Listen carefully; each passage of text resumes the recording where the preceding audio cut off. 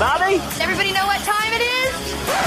It's go time! Radio is theatre of the mind. When I started, I used to do Frank Spencer of all people. You know, like, Really? "Ooh, I didn't think I'd make it here tonight." You know. My first game was on John Wall's side. He was a killer, a brute, you know, from the old school, you know, back when football was football. That's a whole nother topic. Now, Ralph, I can rattle off a ton of them. There's the leprechaun. He tells me to burn things. I'm Idaho. When I grow up, I want to be a principal or a caterpillar. Go Goodman. Go Goodman. Go, good man. Hey man, this is Austin St. John. I played Jason, the original Red Ranger. Hi, I'm Karen Parsons. I played Hilary Banks on The Fresh Prince of Bel-Air. Hi, I'm Russell Gilbert. Hi, I'm Catherine Oates. I'm double to Jamie Alexander on NBC's Blind Spot. Hi, I'm John Michael Howson. Hi, I'm Tiffany Cherry, Australian sports broadcaster. Yibba folks, this is Rex Hunt. I love all things fishing and football. Hey, this is Nancy Cartwright. You might recognize me as, hi, I'm Bart Simpson. Who the hell are you? I'm not asking you, I'm telling you. Listen to the Elaine Go Goodman Show. The Elaine Go Goodman Show. With Elaine Goodman. With Elaine Goodman. You're listening to Elaine Goodman. Because it's a good show.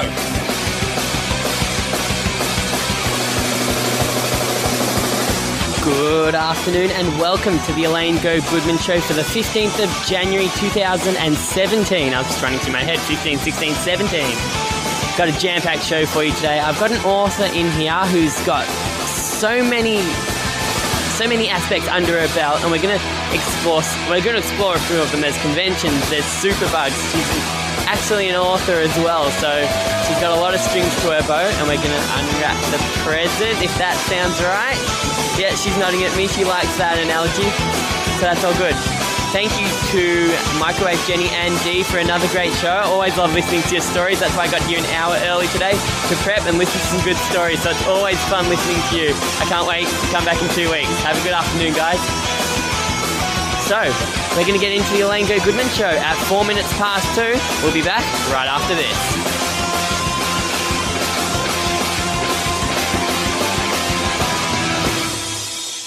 Woo! Good afternoon. Welcome to the Elaine Go Goodman Show. I've been looking forward to this show for a little while now. So it's always fun having authors in. It's fun having everybody in. I mean, if you have comedians in, you get good stories. You get deep into how they think about life. If you get authors in, you get like their mind works in a different way because they're not talking about real things. They're talking about things that are fiction and where that comes from and creating a whole new world to put inside a book. And the mind is something that fascinates me, and there's all different aspects to it. So authors are always fun to talk to, but she's not just an author. She's a she's a warrior. She's a superbug fighter, and it's really cool. Just talking to her when I met her at AMC Expo, there's a lot of strings to her bow, as I mentioned. So let's start digging in. She's on mic. I'm going to guess that one. Good afternoon, Claire. Good afternoon. Nice to be here. Got the right mic. So, how are you? It's a fantastic day outside. It's brilliant to be inside a radio studio. Yeah, no, it's a lovely day, but it's also really exciting to be here. We've been looking forward to it for a while, since last year at AMC, so great to be here. And have you done much radio before? No, not really. This has been my first proper radio. I've done some podcasts before, but not proper radio. I can't say it's much different, except that you can't swear. And you can't edit as easily. No, yeah, I can edit later, don't worry. You can't edit when it's live on air. So, let's kick straight into it. You are an author, author by night. We're talking about what you do by day and what you do by night. You're an author by night. Yes, yeah. And then basically on weekends as well. So any spare time you have, you're an author. So that's where we're going to start, because that's what I met you as before I knew about your Caped Crusader ways. But we'll get into that. So I read that you grew up with books and that you believed the fantasies of the books could be real. Like you told me about Narnia, like Narnia. Yes. Peter Pan as well was one that I heard you talk about in another interview that I listened. I'm not going well today. Can we start again? Certainly. I'm not going well at all. I read that you grew up with books and that you believed in fantasy. So things like Narnia and Peter Pan were ones that I heard mentioned from doing my research. Did your parents encourage your imagination? Yes, absolutely. They basically plied me with books from a really early age. And I think at some points regretted it because I would demand hours upon hours of them reading to me before I could read by myself. But they really encouraged it, and they would let me go out. We used to live out, not the country, but in Sunbury, which is kind of trending towards the country. And I would spend hours with my younger sister and about 15 other kids from the street, and we'd build castles that were, just cubby houses or planks of wood in a tree. But we'd wage epic battles and things across the backyard. So yeah, I had an amazing childhood in that sense, and a lot of it was fueled by the ideas I came across in these books like Narnia and Peter Pan. And I mean, which kid doesn't want to find a magical world hidden in some nook or cranny in their house or their backyard? And that's... You talk about, reenacting wars and different things like that. There's a big issue with that today, even, like violent video games and how some kids take it seriously in real life. Could you easily differentiate between the fantasy world and real life when you were that young? Yeah, definitely. I mean, so I never actually played video games when I was a kid. I was always one who would prefer to sit inside with a book or outside with a book or really anywhere with a book. And I knew the difference, but I always felt that books had kind of an excitement that everyday life didn't necessarily have. And I think, when we would reenact wars and things, it was never wars necessarily against each other. It was always wars against these mythical monsters that we'd heard of. So it was I guess, a way to fight off our childish fears. What was your favourite mythical monster? Oh, well, I don't know if you'd call a monster a favourite per se. I know in the last Narnia book, there's this terrifying creature whose name escapes me now, but it's kind of wreathed in shadows and it has a vulture's face and things, and it reeks of death as it goes across the lands of Narnia. And I think that was the book in Narnia that things kind of got quite dark. And that for me really stuck because I'd been going through the rest of the Narnia cycle and being like, this is amazing, this is really exciting, and kind of good always triumphs over evil. And that last book kind of went in a bit of a different direction, and I guess that was a bit of a turning point for me as well, recognising that, sometimes you can't always beat things the way you think you can beat them, but there's always some good that can come out of things. How old were you then? I probably would have been about 10 at that stage. Wow, that's pretty young. So, in the fantasy world, it can get quite violent and quite intense because it's coming from an author's brain. It's not based on real life. So was there ever an intense moment that you can remember that kind of shook you at a young age, or that kind of said, mate, that kind of scared you a little bit? It's almost scared you off the genre? I don't think I ever had a moment that scared me off the genre. There are genres that I avoid, so I'm pretty strictly fantasy. I very devoutly avoid horror, because I guess as part of being a writer, I have a really active imagination, and reading horror doesn't feed into that so well, because of course I hype everything up. So I guess there's no real negative things, but I think it did shape the way I thought about what was good, what was bad, how it shaped my conscience and things. And there's been many a time where I will have to put a book down because I'm bawling my eyes out and I can't physically read the words on the page. And I think that's really a sign of a great author too, when you're reading something and it touches you so deeply that you almost have to stop reading it. Right. Do you remember the first time you wrote something you were proud of? Yes. So I guess it helps when you've got really supportive... Be prepared, I have a whole list of questions here. Nothing like you've ever imagined. Well, I look forward to it. I guess it helps when you've got supportive parents, because if they're proud of something you do, you automatically feel proud of it. And I wrote a poem when I was about 6, and it was 4 lines and about 15 words. But it rhymed. I was very into rhymes growing up, because that's always the easiest sort of poetry to kind of start with, I think. That is what poetry should be. When did poetry stop rhyming? Well, I did a little bit of creative writing course in undergrad uni, and there's more than 20 different sorts of poetry, apparently. When haikus and things, that's a type of poetry but doesn't necessarily rhyme, but it turns out it's way, way more complicated than that. And a lot of it is exceptionally difficult to actually do correctly. Again, another reason why I like fantasy and fiction because it kind of, for me, it's a bit more free-flowing and a bit easier to write. So there's no right way to do it. Yeah. So tell me more about this poem. Do you remember the poem? Oh, let's think. Do you want some Jeopardy music while you think? Maybe. I'm trying to think. So I wrote it, my grandma on my mum's side had just passed away and she lived in Adelaide and we were driving from Melbourne to Adelaide because I was living in Melbourne at the time. And I remember sitting in the car looking out at the moon and I was quite young, so I didn't really understand what was going on. But I knew that people were sad and that people were kind of looking for something to help explain it or to feel better about it. And I was watching the moon go past as we were driving. And the poem was something like, sleep tight, my darlings, the night is falling all over the street. Sleep tight, my darlings, the night is falling all over the world. The moon is calm and peaceful, the fireflies lie at my wait. Sleep tight, my darlings, sweet dreams. That's as best I can remember it. And I remember it because my mum's quoted it. No, it had some almost rhymes. Yeah. It's pretty deep for a 6-year-old. I guess it came from some of the books, like there's a lot of books that kids read, like Sweet Dreams and Sleep Tight, so I think it came from a lot of that, and I was looking at the moon. And I'd never actually seen fireflies, but I'd heard about them and always had this idea that they were really magical little beings, so I decided to incorporate them as well. But. When did you first think about being an author? I don't know, that's a tricky one, because I don't think I never really set out to become an author.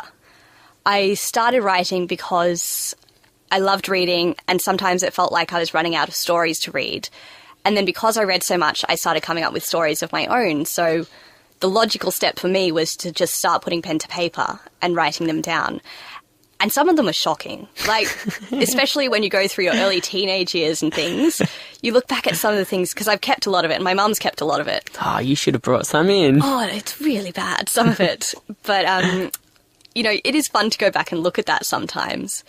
And I have a lot of half-started stories, not even half-finished, but you'll sit down and you'll start a story. What's the difference between half-started and half-finished? So for me, half-finished is kind of when you had an idea in mind for the end of the story and you got most of the way there or half of the way there and then just petered off.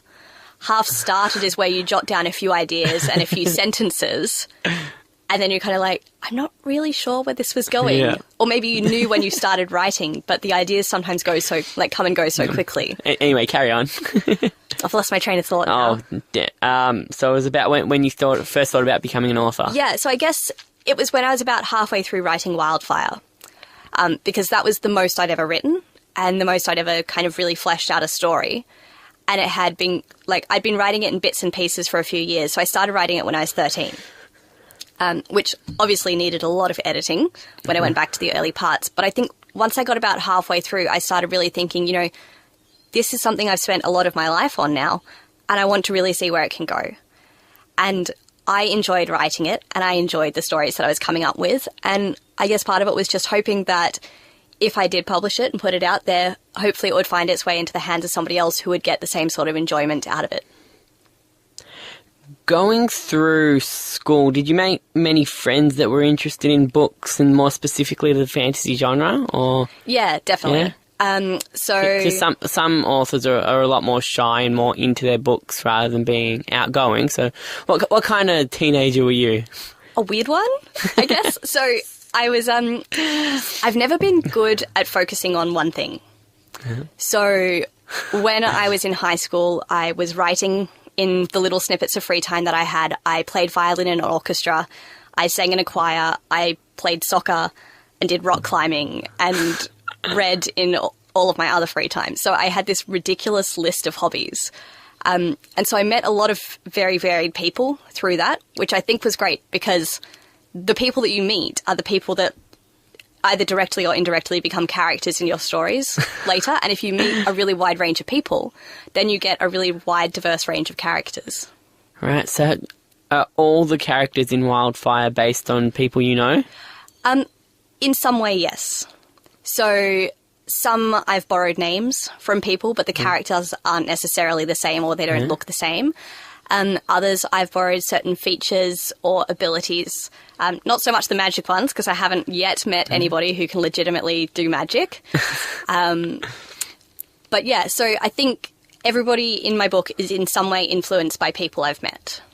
And the ones that are named after people I know, if you know me really well, you can sometimes guess at who's going to die and who's not, because I feel really horrible about killing off people that I've named after my friends. So that's often kind of a hidden dividing line for me. Right, it's not quite time for a break, so we'll do one more question before we go to a break. I heard in an interview that you started writing Wildfire on the school bus, and you mentioned that you were 13 years old and it took you 10 years to finish. So how did the change in maturity affect your writing process? Quite a lot. So I guess when I was younger, I would write kind of whenever I felt like it and fit it in around things. And then as I progressed through high school, it became more difficult because you have more assignments, more exams. And I write best under pressure. And usually that's pressure from an external thing, like the middle of a maths exam, which is not the best time to be putting aside your maths exam and writing something. So I would often try and rush through exams and then scribble down ideas for my writing. As I got older, I became better at setting aside time for writing and actually sitting down and writing. But I'm still not one of those people who can just say, all right, I'm going to sit down and write 5 chapters today in the next 5 hours. Because if I try and force myself too much, I sit down and just stare at a blank screen for 5 hours. Let's start from the start of the book. How many times over that 10 years did you rewrite the opening chapter? So I never rewrote it completely because my opening chapter, as we might see later, is a vision of a war that's coming to this world. So I always knew that was going to be one of the closing scenes, so I always knew where it was going. So I never changed the scene itself too much, but the phrasing and the grammar and more subtle things definitely got rewritten and rewritten over and over again. And as you grew up, did you kind of change the intensity level of the book? Yeah, I think so. The intensity and the way the characters speak. So when I was writing as a 13-year-old, my characters acted like a 13-year-old, even though they were supposed to be maybe 14 or 15 or 16. And then as I grew older, obviously the way I would act and the way my characters would act changed. So I had to go back and rewrite certain parts so that it flowed more consistently because 10 years had passed in my life, but it was a much shorter time passing for the characters. Okay, so before we go to a break, can you give me a brief outline of Wildfire? And then we'll come back and talk about it. So, as is probably evident, Wildfire is unsurprisingly a fantasy book. It's medieval fantasy because I've always had an interest in kind of ancient history. And it's set in a mythical world called Taranaya. And the main character, Cassie, she foresees this war that's coming. But that's unfortunately all she knows. She knows there's a war coming. She doesn't know who is involved, why it's going to happen, when it's going to happen, where it's going to happen, or why she's seeing it. But she figures she has to try and stop it. So she sets out on an adventure across Taranaya with a couple of her trusted friends in an effort to try and stop this inexplicable war that she has really no evidence for, but she has to try and convince people nonetheless that it's actually going to happen. So it's adventure, magic, a little bit of romance on the side, but lots of fun, hopefully.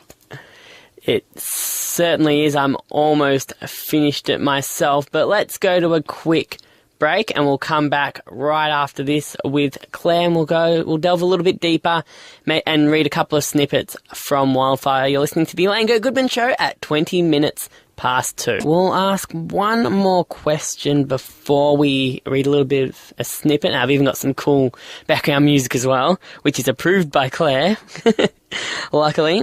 In the fantasy genre, there's a lot of aspects that are obviously created by the author. Characters, locations, animals, tools, etc., etc. Did you ever struggle remembering all these aspects and making Wildfire flow so that you didn't leave anything out that people could kind of hold against you? Yeah, definitely. Especially from between 13 and however old you are now. I'm not going to even guess. Not too old yet. I just know you started writing at 13, so... Yeah, so it is tricky when you write it over a long period of time. And I didn't really have a choice because, you know, there was other things going on in my life. When you're in high school and stuff, you can't devote your whole life to writing a book. But it did get tricky sometimes to actually remember what was going on when.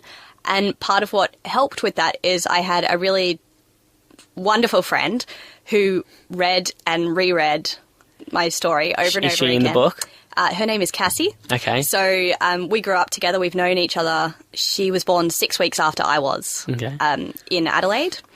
So I was born in Adelaide. We were both born in Adelaide. And then both of our families, our dads got transferred to Alice Springs. So we lived in Alice Springs in Central Australia. So just luck. This is all luck. Yeah. Yeah. So did your dads work together? Yeah. So our dads worked together. Our mothers were both called Jenny. So it was weird little coincidences. We all got transferred to Alice Springs and lived there for about 3 years. So I don't remember a lot of it, but we were a bit like sisters growing up. And we're still in contact, and we kind of split up. I moved to Melbourne with my family. She moved up to Cairns and then Brisbane. And in the last few years, she's actually moved back down to Melbourne. So it's kind of come full circle. Yeah. But she's always been one of my biggest supporters with this sort of stuff. She was into fantasy and reading and things. So we had a lot of stuff in common growing up. And she was extremely patient and read, I don't even know how many versions of this she read. But sometimes when you're writing something, you're almost too close to it to recognise inconsistencies because you read what you know should be there, not what's necessarily there. And she was good because she would look at it from a slightly more removed point of view and be like, look, I know what you're trying to say because I know you, but that's not exactly what you're saying here. And you need to rewrite it. So it was really good having someone who understood how I thought, so she knew what I was trying to say, but she could also pick up when that wasn't quite what was coming through. Did that process change from when you were 13 to when you finished Wildfire?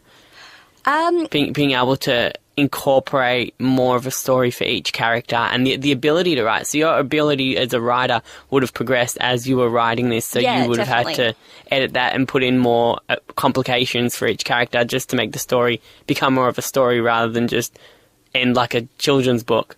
Yeah, definitely. And it was tricky with that sometimes, but again, having really good friends around you. So Cassie was one, but I had a number of other friends and family who would proofread for me and really help say, well, I don't think this makes sense. And sometimes it's really difficult to accept criticism. And I wasn't always 100% accepting of things people told me. Could you see what people were talking about when they mentioned it to you, or did it take a little while for you to understand? Usually I could, but being able to see something and being able to accept that it wasn't right are slightly different things. And it also depends a lot on how those people deliver the criticism. So if they said, look, it's great, but this doesn't quite make sense to me, then I'm like, okay, fair. It doesn't make sense to you. I can see why that is. I can change it. But I've also had people say, I don't like it. It's badly written. I'm like, well, is it that you don't like it? Or is it that it's badly written? Because those aren't necessarily the same thing. And it could be both. Yeah. But sometimes it's hard to tease apart that criticism and work out where the actual flaws are that need fixing. Okay, so let's go into... You've decided to read from the start of the book, so do you want to just kick straight into it or explain a bit of the... do a bit of a Star Wars and go in, like explain what happens before, then go into this movie, into this book? What I might do is the blurb kind of does an extremely brief, slightly cryptic overview of everything. So I might read that, and then we'll do, with the music, the intro chapter, the prologue. Okay, so the blurb for Wildfire. In the void between the worlds, something is shifting. The balance between the elements is slipping, and the darkness is growing. A girl's nightmare speaks of things yet to come, a battle against beings filled with shadows. A young man watches death approach, cold as the blade it rides. A rose blooms in the pale moonlight, a gentle breeze stirs in the stillness, and yellow eyes watch over the city. And destiny has linked them all. So that's very briefly what the book is about. Probably doesn't give away too much, but hopefully grabs the attention. Very cryptic from someone that's read most of it so far. All right, so let's get the music started. Don't want it to be too loud, so we'll turn down the volume a little bit. Have you done your warm-up exercises? I hope so. We'll find out. I'll turn it down a little bit more. There we go. Okay. Prologue. The clash of metal on metal all but drowned out the sickening thud of metal on flesh. With each thud, the terrible screams of men and horses rang out eerily over the plains. Cassie stood, seemingly invisible, as the battle raged around her. She knew, for some reason, that she had to get through. If she didn't, something terrible would happen. Suddenly, she broke past 2 fighting bodies and saw him. Time seemed to slow almost to the point of stopping. She felt as if she were enclosed in a bubble, everything outside it muted and dimmed. Cassie began to walk forwards, but she barely took these things in. Nothing else seemed to matter except reaching him. He lay on the ground, blood flowing freely from a deep gash in his leg. Above him stood a figure, cloaked in cruel intent. Cassie knew she had to do something. She had to save the young man's life. As she hesitated, the young man's eyes met hers, and a shock as powerful as a lightning bolt ran through her. Astonishment showed on his face, too, quickly melting into fear as the being tensed to bring the terrible weapon down. It flashed, blood red, in the setting sun.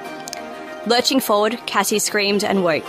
She was back in her bed, sweating with fear, but relieved it had only been a dream. Nicely done. Thank you. Nicely done. So, well, I guess you don't want to explain too much more about that, because that's the intro of the book. Yeah, so I guess the thing I will say is it's not one of those sorts of stories. So something I was worried about as I was growing up writing this was, I know a lot of the time English teachers would really, really complain when they said, write a creative story, and someone would write this epic story and say he woke up and it was all just a dream. And that almost has the sense of it because she does wake up and it is a dream. But what's different here is that it's a dream that is in some way going to come true. So the start of the story is the dream, not the end of the story. Yeah. So it's kind of both. So the whole story is that she's foreseen this war, this battle, and she knows that there's a young man that's in trouble. She doesn't know who he is, but she wants to try and save him and stop the war. So as she grows up, so in that section, she's quite young, and then she continues to having the dream over and over again for the next few years, which is where the next chapter starts off. So by this point, she's very convinced that it's not just a nightmare, a regular nightmare, that it's something that's actually going to happen. So it's kind of hung over her whole life as she's growing up, and she realises that it's finally at a point where she has to do something about it. And they don't have psychologists in medieval times, so No, why not they go on don't. an adventure? Well, you know, I mean, psychologists sometimes say that you should go out and find yourself and work out what's troubling you. In a way, that's what she's doing. She's going out on a journey through which she learns more about herself and her friends and, I guess, her destiny. Psychologists don't sell books. What should we do? Yeah, let's ask another question. Do you have an author alter ego? I know, especially for fantasy authors, where some that I've talked to, they go into their own little world to write their book, but then when they come out of that world and reread what they've written, they kind of can't believe that it's come from them. So do you have an author alter ego in that your everyday self is sometimes surprised after reading what author Claire has written? I think it's not so much surprised, but I think it's more for me having to switch between daytime Claire and nighttime Claire. So as you said before, writing is kind of what I do at night, and daytime I'm a scientific researcher.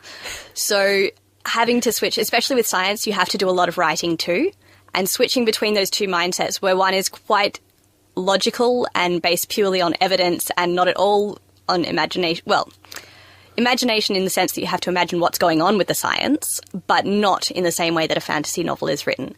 So the most challenging thing for me is almost switching between those two mindsets, because if you've been writing all day about bacteria and really, really intense scientific concepts, coming home and trying to write about medieval knights battling and castles and magic, that's a very big switch.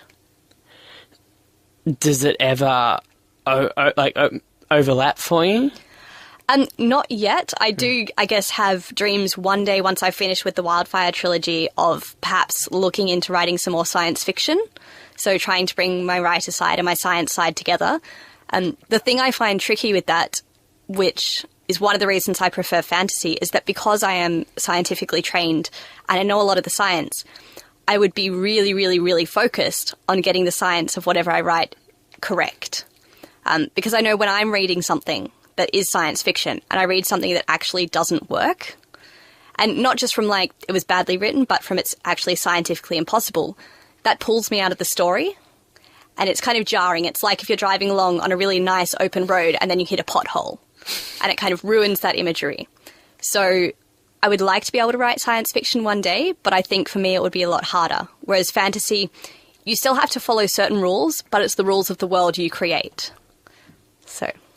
And I think something that really interests me, I've mentioned this just before to you, is how the mind works. So in your everyday life, you're a scientist, which involves a lot of thinking, correct? Yes. In your other life, you're an author, a fantasy author, which also involves a lot of thinking. Am I correct? Yes. So does that thinking ever take over and just you have this mind that's racing with new ideas and trying to figure out what's real and what you can kind of incorporate into your book that's not going to sound too complicated for the reader but is still going to exercise your mind from your everyday self? Or do you just have times where you just need to switch off completely? Both. So definitely there are times I guess I'm more of a sprint writer. So as I was saying before, there are some people who can sit down and really methodically write X number of chapters over a certain number of time, or they'll say, right, every day between 7 and 9, I'm going to sit down and I'm going to write. I'm not so good at doing that, but when I do have an idea, it's almost impossible for my fingers to keep up with typing or my hands to keep up writing as quickly as the ideas are coming to me. So in that sense, I'm like a sprint writer, because when I have an idea, I'll sit down and I'll just write for 2 hours without stopping and maybe write 3,000 words. So not, thank goodness for autocorrect sometimes, because when you're typing that quickly, you hit a lot of wrong keys. And I do have to go back and edit it. But when I have ideas, for me, it's just really a race to get them down onto the page before I forget them. And do you take a notepad with you everywhere you go, or you use your phone, or...? It depends on what my bag is. So if my bag's big enough to carry a notepad, and I always carry a novel with me as well. So one of the biggest things I find to help with my writer's block is reading. So because often my writer's block comes out of the idea that I should be doing something else, or I'm focusing on something else, or I'm thinking about my science. And the best way to break out of that is to jump into someone else's world for a little bit. And you can do that really easily through reading. So, but then I guess that's still thinking. Is there ever a time maybe just playing a bland video game or not even going for a walk, because that's a lot of things. Do you find there's activities that you've got as backups that don't involve thinking, the way you can just switch off? Yes. Yeah. So I do longsword fighting. So that, okay, go into this, because this leads into my next question. Yep. So as part of my writing, so this kind of comes back to what I was saying about when I read something, it has to be believable. Even if it's magic, it has to be believable within the setting that it's been placed. And so because mine is medieval fantasy, obviously some of that comes down to battles and fighting. And so as part of that, I decided that to make my fight scenes relatively believable, I should actually know how to fight in a medieval style. So I started sword fighting a bit over 2 years ago now. And it's full contact fighting. So you get hurt. I've snapped a finger in half before in a tournament. And that's with synthetics. I've just recently graded high enough that I can use steel, which I'm a bit apprehensive about because I've broken myself with synthetics, so I can only imagine what steel will do. But it is something that I have to switch off completely, because when you're facing someone who's twice your size, which is fairly common because I'm quite small, and they're swinging a giant weapon at your head, you have to focus on that. And it's kind of exhilarating and fun and mildly terrifying, but I absolutely love it. And writing kind of led me to that. And it's feeding back into my writing and my experiences, but also making me kind of more confident and more outgoing as well. So it's not quite fencing, it's actually more fighting. Yes, yeah. So it's not sport fencing with the thin foils. It's like I use a longsword, like a Scottish claymore. How long is it? It comes up to my chin, so it's probably like 1.5 meters or so long. And that's the two-handed weapon. And we also use a single sword, which is a one-handed weapon. And we do a bit of dagger and unarmed, because the school that I go to, the way they approach it is, I guess, a practical sort of approach. So if you're in a tournament and someone knocks your weapon out of your hand, you're not going to stand there and hope they don't hit you, because if they hit you, they get points. So the idea is that even if you get your weapon knocked out of your hand, you need to be able to fight. So we learn a bit of wrestling and boxing and all sorts of things. Right, so how many in your class? Depending on the week and depending on the time of year, it can fluctuate from about 15 to about 40. Wow. And it's people from high school right through to their 60s or 70s. So it's something that everybody can do, and they fit the fight to you. So I'm a small person, and I'm definitely not as strong as some of the other fighters, which means that the techniques they use and the approaches they use just wouldn't work for me. So my instructors are great because they say, well, why would you try and fight the way somebody else would? Fight the way that feels right for you. Mm-hmm. So there's people there who are quite a bit older, but their technique is absolutely incredible, and they can barely move and throw you off balance. Whereas other people are just huge walls that if I try and run at them, I'll just bounce off. So then you have to think kind of more critically about how am I going to approach this and what am I going to do? And that, I'm hoping, will feed back through to my writing to make things a bit more realistic. So have they recommended that you're more of a close-up fighter or to keep your distance? So it depends on the fight, because there are certain people... So I generally like being closer, because if someone really tall is swinging a sword at me and I'm moving forwards, they can hit me before I can have the reach to hit them. Mm-hmm. So in that sense, staying at distance isn't good. So I like to get in under the weapon and really close. But there are also people in my class who have specialised and come from wrestling and boxing backgrounds. So they're phenomenally good at that. So I really don't want to be close to them, because if I get close to them, that's it. Yeah, I do a lot of boxing with my trainer, and he calls me a little bulldog because I'm little and I have short arms. I need to be when I say this close, I need to be within less than arm's length of the person so I can actually hit him. But then I've got to learn to keep my guard up as well. So I've got the offense going pretty well. It's just the defense that takes a lot more energy to work. A lot more energy to work on. Let's finish off this section of the questions, and then we'll go to a quick break, because, as you mentioned, you do sword fighting as a hobby on the side, and you do it as an experience, but also to know what you're putting your characters through and how they would react. I know that's a big deal for actors. They do a lot of research on the side, a lot of them, to try and figure out how to play certain characters. And a famous one is whoever plays the Joker in Batman does a lot of research and puts himself through a lot psychologically. But is it common for other authors to do that kind of thing? Do you know? Not that I've heard, but I guess it also depends a lot on what genre you're writing. So if you're writing teen romance, a lot of people who are writers will have been a teenager and will have had these sort of romantic escapades or troubles or trials. So I think for that, just your life experience is really easy to feed back through, back into it. Well, I guess more intentional experience rather than unintentional experience. Yeah, so I guess it depends what you're trying to write and whether unintentional experience is sufficient or whether you need that extra experience.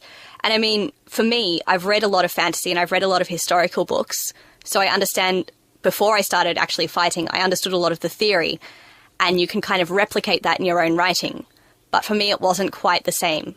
So, when you read books and you say, oh, they got stabbed and he fought on, or he got his hand broken and he fought on, it was fine.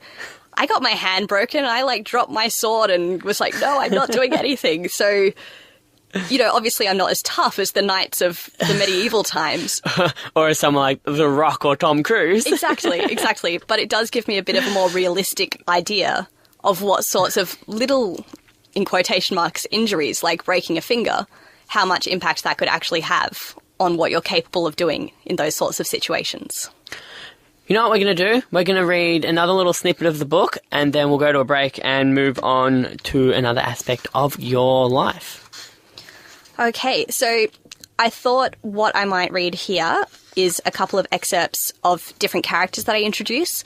So I think, as you were saying earlier, I write a lot about the characters, not so much about the drama and things, but I like seeing how the characters develop, and I guess that's part of how I grew.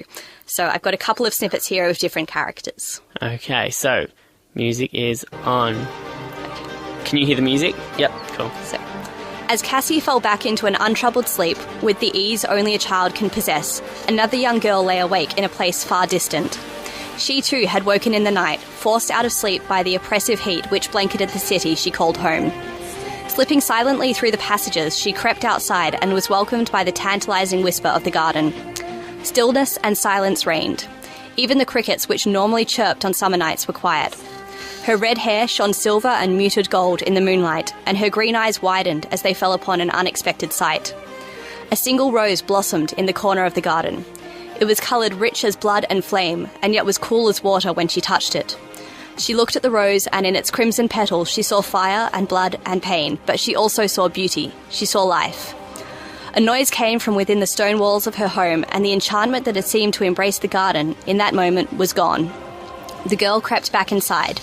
Behind her, the rose began to wilt, and by morning was gone, as if it had never existed.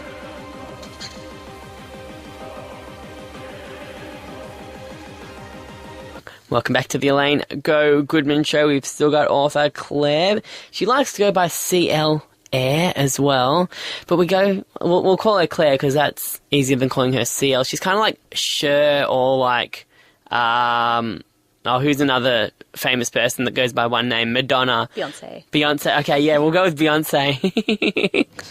surely there's got to be more. There's got to be more Elvis or, I don't know, Pele. I don't think I'm quite up at that level yet. But You're not a Brazilian soccer superstar? No. You did mention, do you still play soccer? I do not. No. And I played it. I enjoyed it. I wasn't particularly good at it. I was good as being like a human barrier.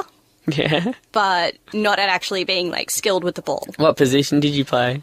Defense. Okay, yes. So just standing in the way of things. Really good at that. Whenever I played soccer at school, I was always the first one to put my hand up as goalie because it's like the least amount of movement and coordination. It's got the most pressure. Yeah, but I don't mind pressure as long as I don't have to run. Like, I was never the fastest runner or most coordinated person. So if I stay in one place and I only have to work every 5 or 10 minutes, I'm usually pretty good. And I did make some good saves, and I could... Well, that's the part that counts then. I'm an accurate kick where I can use my hands as well to guide the ball. I met you at AMC Expo a couple of years ago, and then we reacquainted last year. Yep. Yeah, so I've got then re-met you last year. I should stop going off the top of my head because I have everything I need to say written down. How important is the convention scene for you? So it is important in terms of getting the book out there and meeting people who are interested in the same things, and also meeting other authors because it's a great forum for that. Particularly because it's often 2 or 3 days of convention, so you get to sit there for a few days and chat about other authors. And you're not necessarily doing a lot else, so it's also a really good chance to jot down new ideas. Unfortunately, because I am also full-time studying, it does get tricky to fund things like conventions and to find the time to go to them, particularly because as I am a research student, there's a lot of time when the supervisor will just say, look, I need this by X date. And then you just have to get it done by that date. And if that means working on weekends, you work on weekends. So trying to plan ahead for expos can be somewhat challenging. Although that being said, I'm going to be at Supernova this year. So that'll be Melbourne? fun. Yes. Comic-Con? Yep. Not confirmed yet, but Okay. we'll see how the year pans out. Do you go interstate or overseas for conventions at all? Not yet, but once I get a proper job and can fund things, then that's the dream. Right, so how many years do you have left of your studies? Hopefully only about 6 months. Okay. Fingers crossed. And do you have a job lined up? I do not, but I will deal with that as I come to it. You could go indie, be your own superbug researcher. Could be. It'd be hard to get the technology and stuff. Oh, right. Machines cost thousands, like hundreds Rent of the thousands uni. of dollars. Rent the uni. Maybe. We'll see. Yeah. See how it all goes. Do you find they are, you've kind of answered this already, do you find they are good for making money or more for the publicity? I think more for the publicity. And Try saying that again. Publicity. more for the publicity.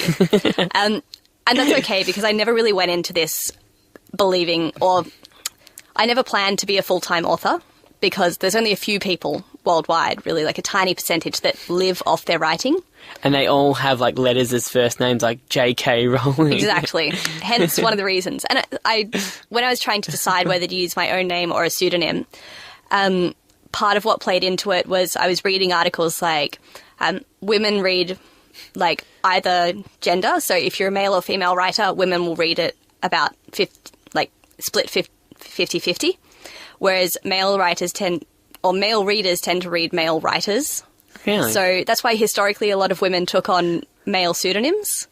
It's less of a problem these days. Well, what's a male pseudonym? Like, they took on male names or just shorten their name to letters? Like, just use the initials? Both. So if it's kind of unclear if it's male or female, then there tends to be, like, people read it about evenly.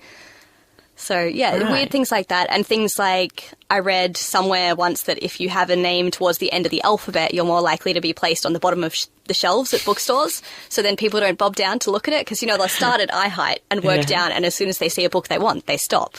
And I don't really know how much of that is true. But when I was trying to come up with the pseudonym, I was playing around with a few different things, and it's hard to come up with something without sounding really pretentious, because I wanted something that fitted a little bit with the fantasy genre. And my book is based around the 4 elements and things, and I was playing around with it. And my name is Claire, my middle name's Louise, so that's the CL. And so I was trying to think of something to go as the last one. And a friend jokingly was like, you could just make your name like Claire. And I'm like, you know what, that actually kind of fits with the initials that I already have. And is that person in the book? No, he's not. So I met him much later in life, but he's still a really great friend. And I was like, you know what, it's a bit of fun. A lot of people weirdly don't notice that it spells my name until I point it out to them. But I've never been one to take myself really seriously. So this is kind of a bit like that, where I'm like, you know what, this is funny. It's technically my name, so it's not like a really pretentious pseudonym because it still spells Claire. And yeah, it's air like one of the elements, so it kind of fits in with the book theme as well. So back to conventions, are they actually really good for publicity, like selling books, meeting people that are going to buy your books? Do you get people that contact you online later who have read your book or who are thinking about it and then contact you and say, where can I get a copy of your book? Yeah, definitely. And something that's also been happening more and more recently with the kind of demise of really large bookstores and the growth in boutique bookstores is you'll meet people who are starting up small bookstores and want to stock books of your genre. So they'll come to they'll come to places like AMC Expo and they will talk to you and take they'll take books away with the proviso that if they sell them, they'll pass on the profits to you and things. So it's quite good for meeting people like that as well. But for me, the biggest part is quite often I'll sell a book on the first day to someone and they'll come back the second day and they'll say, I've started it, I'm loving it, I'm up to this part, what happens to this character? And getting that sort of response is what for me is really rewarding at those sorts of things. Do you actually tell them what happens to the character? No, never. You know, it's funny, I went to an antique bookstore on Thursday, I think, with a friend because I had a meeting to go to with someone and my mate tagged along. But on our way there in the city, we went past an antique bookstore, went in and had a look. They had an original Winnie the Pooh book. Guess how much? It'd be in the thousands. 3.5. So I think it was from 1928. So in 100 years' time, your book could be worth 3,500. I don't think I've quite got Winnie the Pooh level fame, but yeah. Well, he used initials, didn't he? What? Yeah, JM. No, that's Peter Pan. JM. Oh, I've gone blank. Oh, we're gonna Google who. Let's read a little bit more of the book. And let's finish this section of questions, and then we'll find out. It's not J.J. Abrams. No, that guy's more recent. It's not like Game of Thrones or Lord of the Rings or something. So I've already asked you that. Wow, I really need to follow my script more. Actually, you know what? Because I've already done that question, I'm not going well today at all. We'll read a bit more of the book because then I'm going to ask you about superbugs. So sounds good. And while you're reading that, I'll look up who wrote Winnie the Pooh. So are you ready to go? What part are you reading now? I'm going to introduce a couple more important characters. So we've introduced Cassie and we've read the blurb. Yep, and we've met one of the other characters, and these are a couple of other characters. Hang on, so who was the other character we met? So I won't say it because that will be a spoiler. So that was the person that she saw, dream with the cut leg. No, so the second character was a young girl in a distant city. Okay. Something clicking?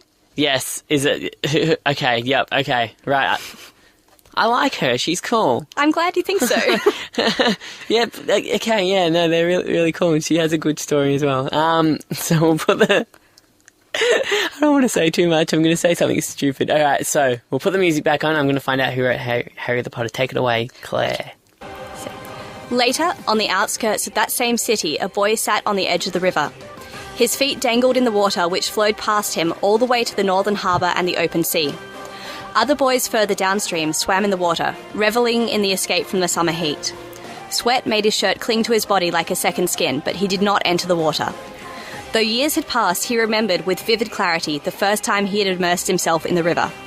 As the water had closed over his head, an overwhelming terror had gripped him.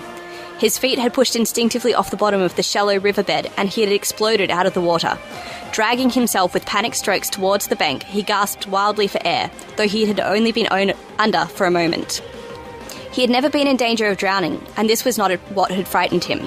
It was that split second when the water met above him and formed a barrier, however thin, between him and the open air that he feared. Simply remembering the feeling of being cut off made his heart thud within his chest, but he breathed deeply to calm himself. It seemed to him that, despite the balmy atmosphere, the air still had a purity and sweetness to it. The back of his neck tingled as if touched by an intangibly soft breeze, and he sensed the end of summer was finally nearing.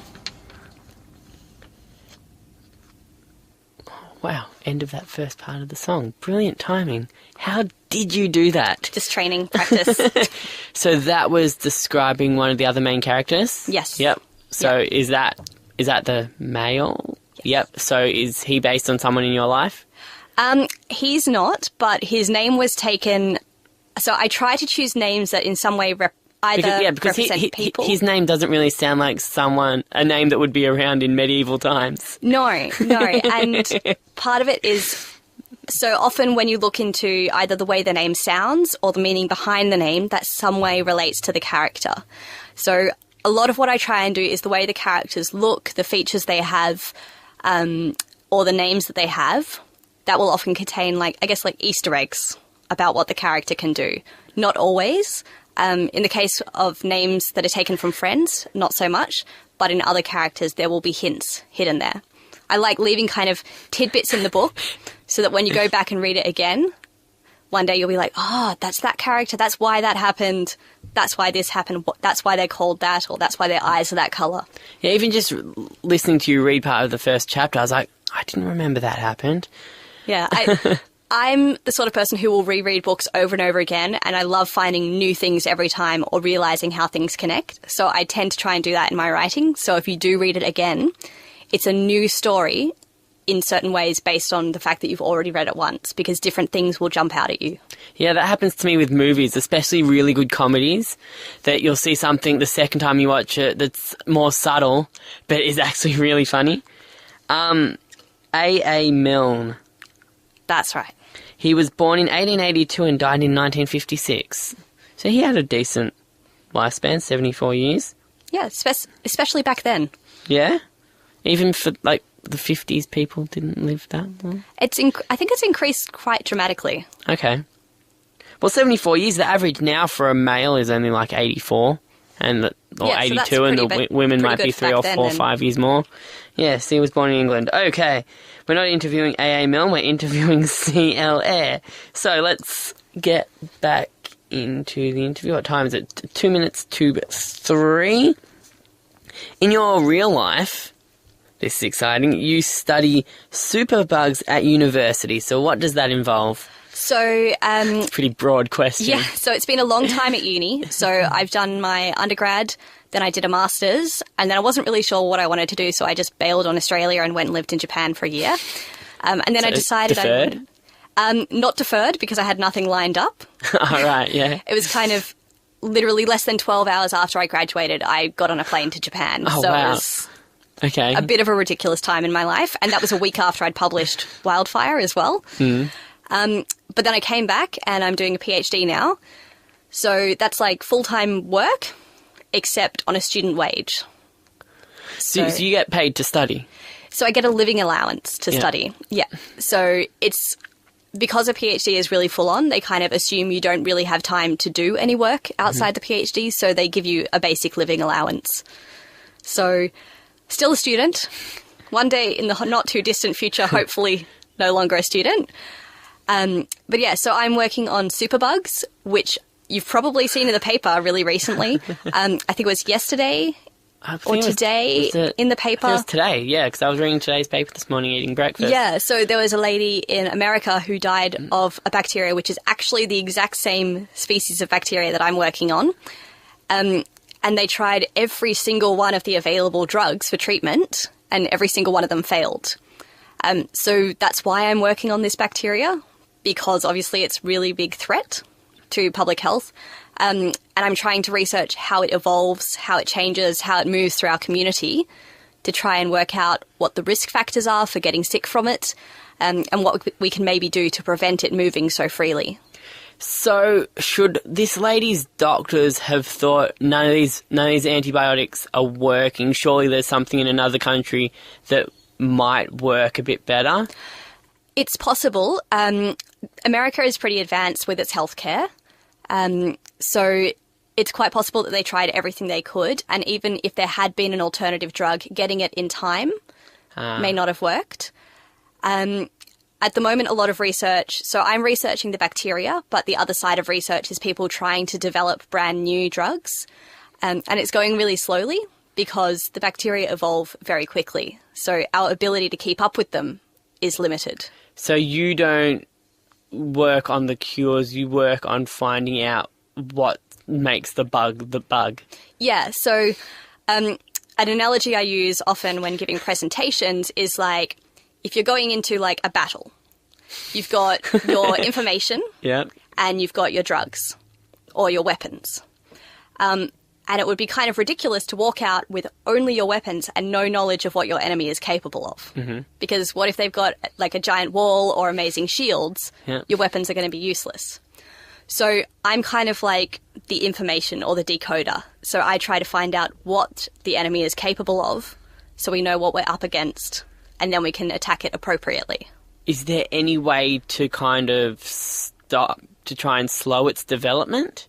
So we can't necessarily slow the rate of development, but we can try and change the way in which it develops. So it responds to things in its environment. So if it sees an antibiotic or a drug, it works out a way to be protected from that antibiotic. So if we kind of delay when it sees that, it doesn't work out that protection as soon. So sometimes it means keeping our best weapons in our back pocket for a while until we actually need them. Sounds like this full-on war against things that you can't even see. Yeah, well, you said yourself a superbug resistance fighter, like... Yeah. You're a real-life superhero. I like to think so. You're gonna, when you finish uni and make your own superbug fighting business, you're going to make a uniform and a logo? Well, maybe just like the basic lab coats. You got a code name? Not yet. Can't be like Bug Lady. It's got to be better than that. Well, so I work on Klebsiella, so I have toyed with the idea of Klebsiella Claire because it's got that alliteration. It's too hard to pronounce, though. True. Klebby Claire. Klebby Claire. Klebs Claire. I think there's something in that. Yeah. The rest of the people in my lab, I keep trying to convince them that we should be called the Klebs crew with like maybe a hand signal. They're resistant for some reason. A hand signal? Well, I mean, if you say Klebs crew and spell the crew with a K so it matches. Or like CRUE. Yeah, something like that. Cool. But yeah, working towards it. Do you see yourself incorporating superbugs into your books? I would love to one day. So I guess what my work with superbugs and things would trend towards would be some sort of zombie novel. So maybe not zombies necessarily, but something in that scheme. So an infection, an outbreak, a disease, something like that I would love to do one day. I am less confident with it because I would be really, really aware of the flaws in my knowledge, because even though I'm studying a lot, part of what you realise is the more you study, the less you actually know. Because the more questions you ask, you answer them, and then it opens more questions. Then don't you have the ability to go and answer those questions yourself? Yeah, definitely. But it's just more challenging than making something up, I guess. Right, and if you're not fully aware of those bugs' capabilities, you can't really put them into a book. Yeah, exactly. So it's kind of... You can know a certain amount, but because the bugs are always evolving, science is always evolving, it's going to mean that there's always going to be maybe unanswered questions or new things that could change. You could just make a book about you, just call it like Klebsy Claire. I could. Maybe a graphic novel? Yes, with a cape. like a comic. Like a comic book. How cool Bringing would that be? science into it. Yes, perfect. And you could get it to appear on the Big Bang Theory. I would be totally up for that. Yeah. Do you reckon you could do that when you're finished studying? Oh, maybe one day. Like a comic. I'm pretty bad at drawing, though. Comic superhero. Get an illustrator. I'm sure if you hang out at conventions enough, you'll come across a good illustrator. That is true. At Supernova, I'm sharing a table with a great guy who's also a fantasy author, but kind of a different variant of fantasy. And he's a graphic designer in his free time, so he has the most amazing books, like beautiful illustrations and covers and everything. Right, so you've already got Supernova planned. That's not till April, right? Yes, yeah. And you've already got it planned? Yeah, you have to book quite a while in advance to make sure you get a table and things lined up, because obviously they're quite in demand. But also it's handy to know when you've got things so you can make sure you've got books in stock and everything prepared. So has Wildfire sold well, either online or at conventions? Are you happy with the sales? Yeah, I'm happy with how it's going. I think for the first few years... It was published in 2012. Yeah. 5 years is a long time. Yeah, I guess one of my big mistakes was... So I published it kind of for me, to see that I could do it and to see it out there and to see it as something that was finished and complete. And as I said, I published it, released it, and then promptly moved to Japan, which is not great for publicity because I wasn't here, I wasn't talking to people, I wasn't getting it out there. And then I moved back from Japan and jumped straight into my PhD, which... you kind of hit the ground running, and it's really, really full on for the first year while you're trying to work out what your project is, learn all of the basics of everything to do with it. So now that that's finished, that's giving me the time to actually focus a bit more on this.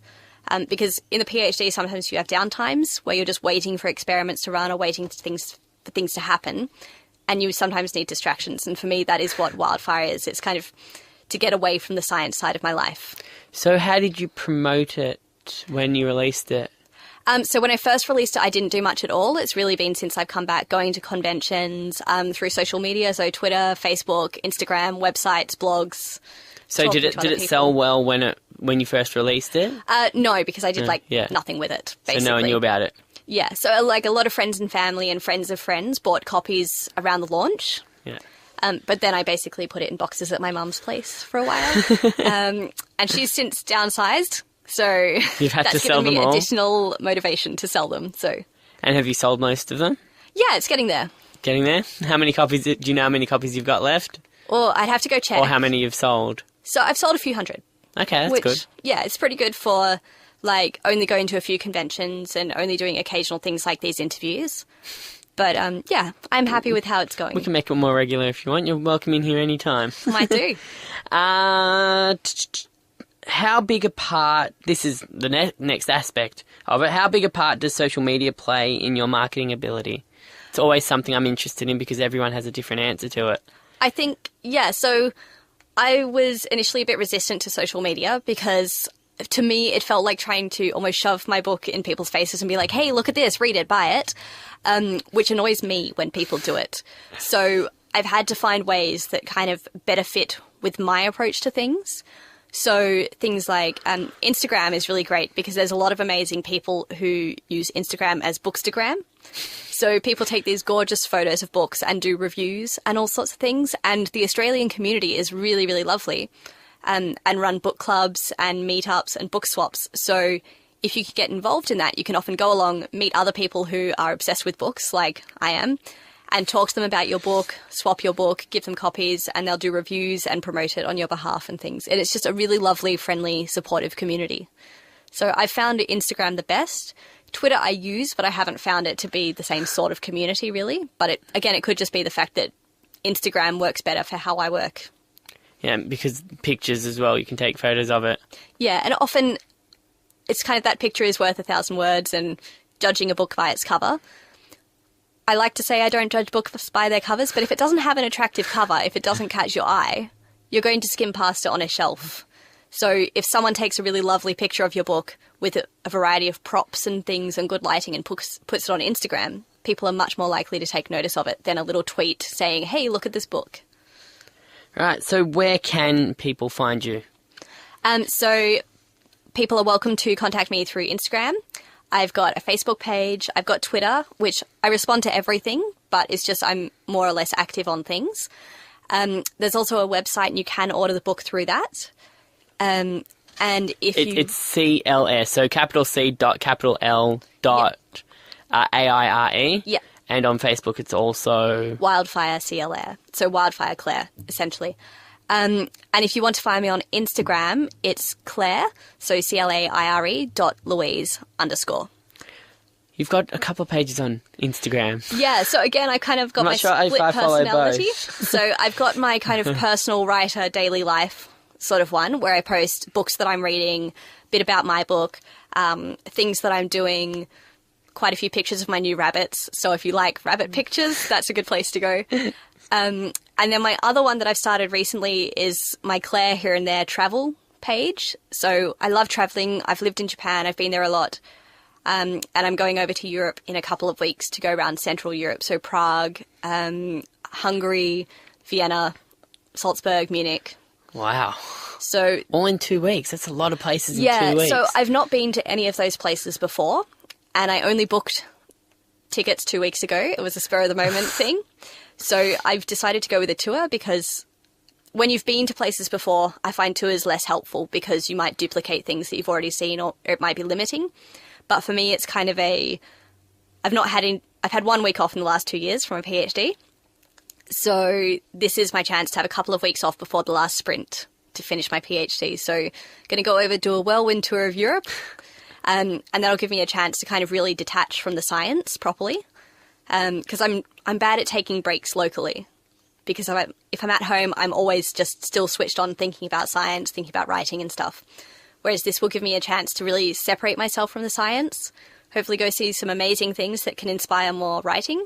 Because, of course, Europe, medieval history, fits really nicely. So Scottish heritage. Yes. Yeah. So I'm very much looking forward to that. And if you want to follow more of my travel adventures, that's my other Instagram. So.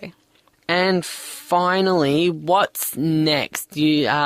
Wildfire is a trilogy. Have you got the next book or book? Have you got the story planned at least? Do you know how it's going to end? And yes. Have you started writing? Yeah, yes to all of that. So it's definitely going to be a trilogy. I did toss up for a while whether I wanted a trilogy or a quaternary.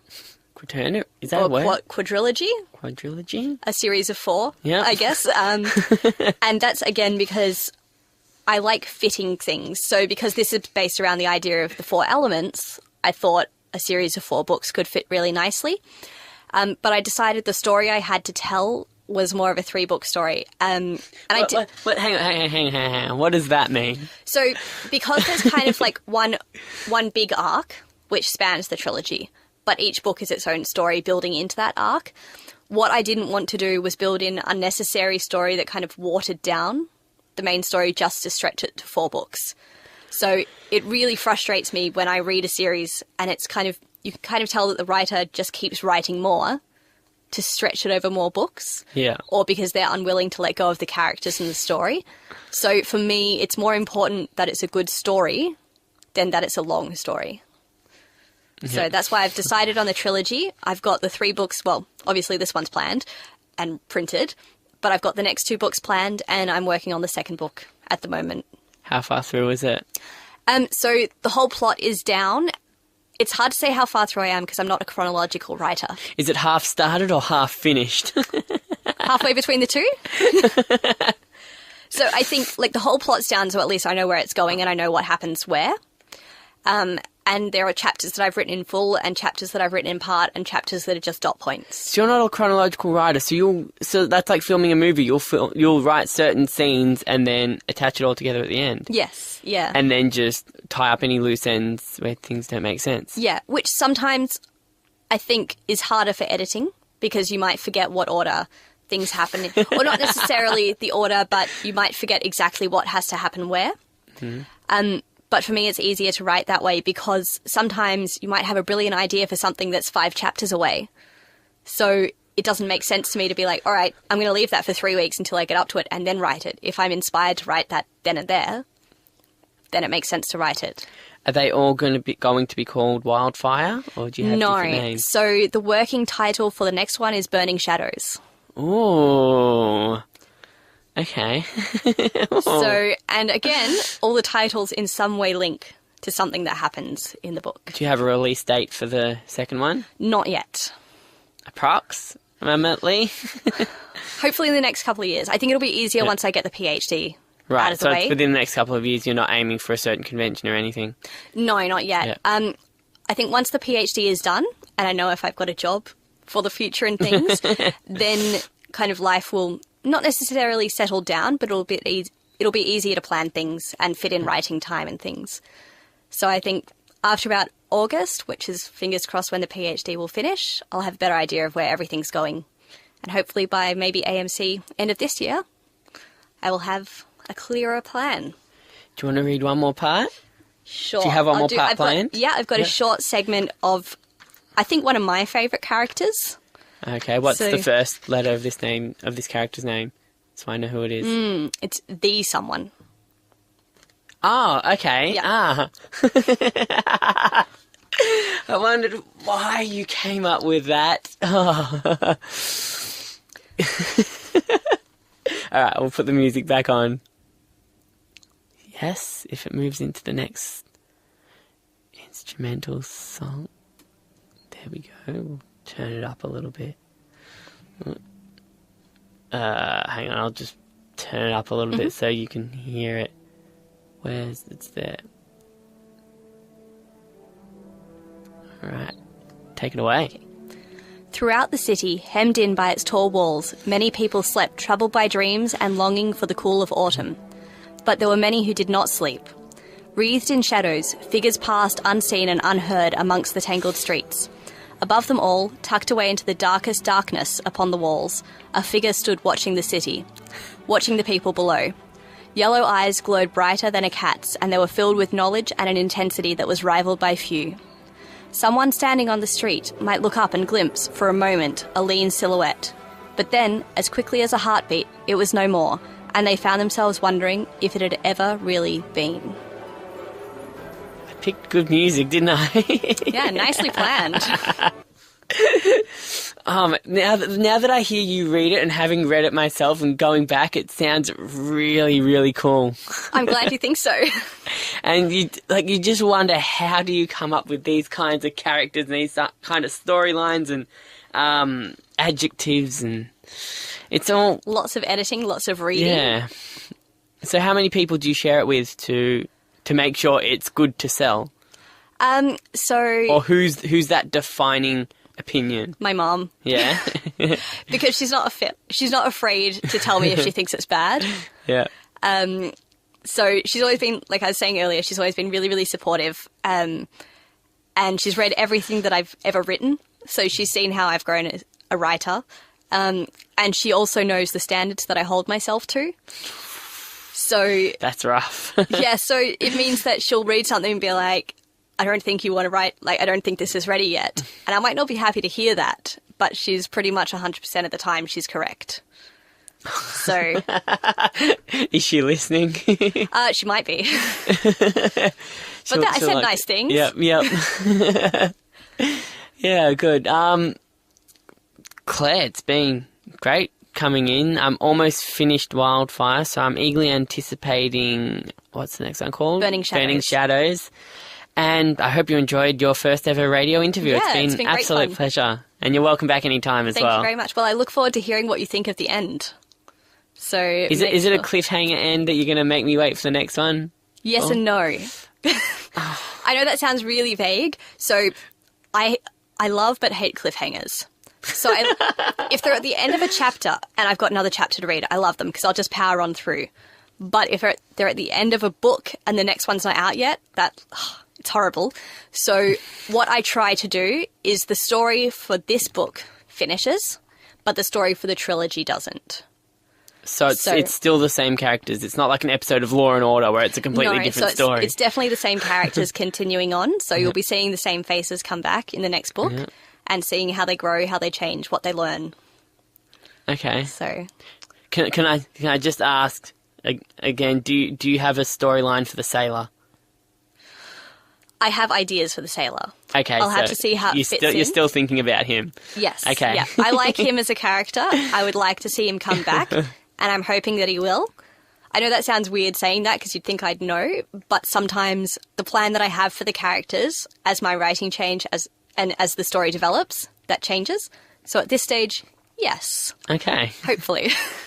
I like stories about ships because it's just the open water, and they have all these kind of cool gadgets and things on ships. If you watch movies with big boats and ships, like you go underwater and you see the fish float past and everything. It's just anything can happen. It's more varied than a story that's based on an aeroplane, if you know what I mean. Yeah.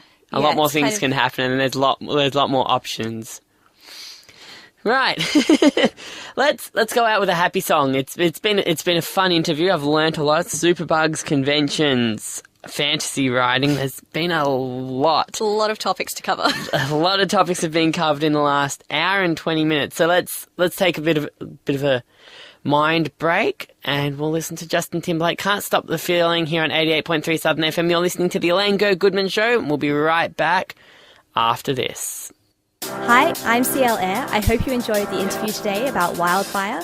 If you'd like to get a copy or to get in touch, please go to my website, rebalanceslips.wix.com/wildfire, or find me on Instagram, claire.louise_.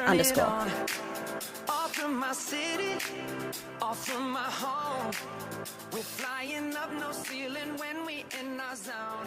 I got that sunshine in my pocket, got that good soul in my feet.